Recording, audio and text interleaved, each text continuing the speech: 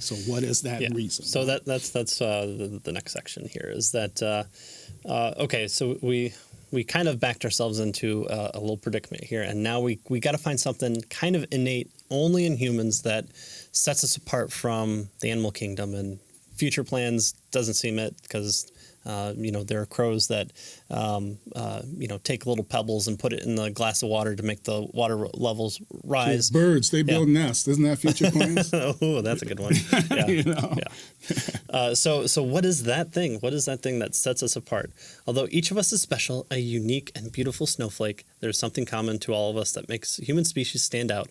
Or so we're told. The standard claim is that reason elevates us above all animals. All right. Mark Murphy here says the natural kind, human, is obviously a distinct sort of organism and distinct in ways that are obviously ethically significant. To take one example, human beings possess reflective and objectivizing intelligences, which enables them to call their inclinations into question to see themselves as one person among others. Yeah, so reason. Yeah, right? So I can see myself collectively in this. The do unto others is they would have do unto you, or the negative approach. I can put myself in someone else's shoes, even though I've not experienced that person's life. I'm able to separate my feelings away from that of someone else's, or barring what my bombastic feelings are, I can suppress those and view the situation in light of whatever it might be. The nuclear facility is going to explode. I'm really scared. I can suppress that and I can reason my way and say, okay, if I don't go in there, then everyone else will die, and I don't want that to happen for some odd reason. So we have to have some. We have to elevate humans. Otherwise, we're in this, hugely. I mean, it's he says here. By expanding our moral circle to include animals that are red in tooth and claw, we would increase the global crime rate to unheard of levels, right? Right. At least insofar as immorality is outlawed. So we got to have some way to distinguish us. Otherwise, all that stuff that those animals are doing, we have to count as immoral. Right. Yeah. So we run the risk of drawing our circle too wide, which is that one, or too small, which is something like the person who falls unconscious and isn't able to take care of themselves. Do we have any moral dealings with that person because they can't experience reason or future plans or whatever it might be? This is kind of where we get the min and the max, so we can kind of have that slippery slope approach to people's ideas and whether or not it conforms within their own worldview or makes sense of the world around it. Because these extreme things need to kind of formulate where we put the fences up, and so that's what reason is trying to do here. Yeah. So if indeed reason is the deal, what happens, and this is the quote that he gets from William Lane Craig, right? Yeah. What happens if there is an alien, right, that has more reason? Right. Imagine that an extraterrestrial race came from another planet who was as superior to us in intelligence as we are to pigs and cows, and that they began to farm the earth and began using us as food and laboring animals, which is a really good movie, I do have to say.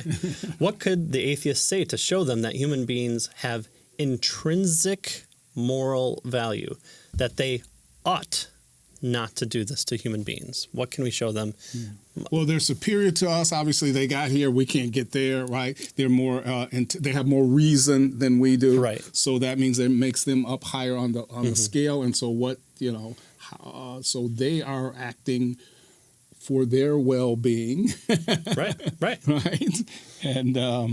And so who's to say? Right.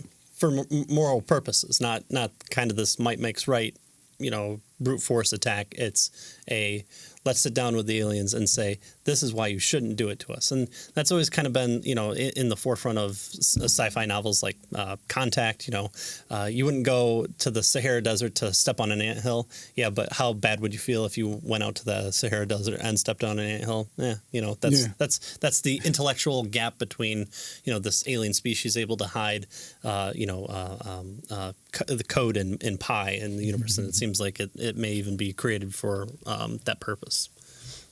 Pie the number, not pie the dessert. Yeah, Although that'd be impressive too. Yeah, that would be impressive. That'd be. Yeah, I like to meet that alien. We got conquered, but at least we have pie. So he goes on to say, it seems to me then the answer is nothing.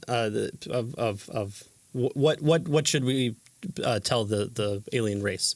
Well, it doesn't seem like there's anything that we could tell them, meaning not even reason sets us apart. Moreover, even if aliens were no more rational than we are, it seems the answer would still be the same.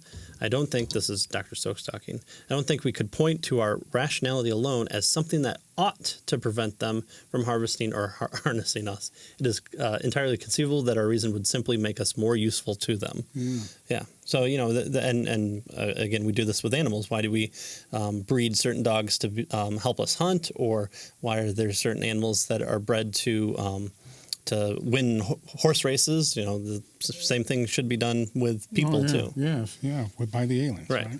Yeah. And then too, you had this type of thinking in 20s, 30s with like H.G. Wells and that whole concept of like phrenology and the Uber race trying to come in. Before Hitlerism kind of took it to the extreme, but you had those ideas burrowing in the consciousness of saying superiors and inferiors, and not even racially speaking, just because evolution arises out of the ether. It follows logically that at some point there are certain individuals or species or tribes that may evolve quicker or better or are more suited to the environment, and they need to suppress those that would do them harm and try and mix with their perfect DNA. And so that's why the kings and queens of old look as great as they do even today. Yeah.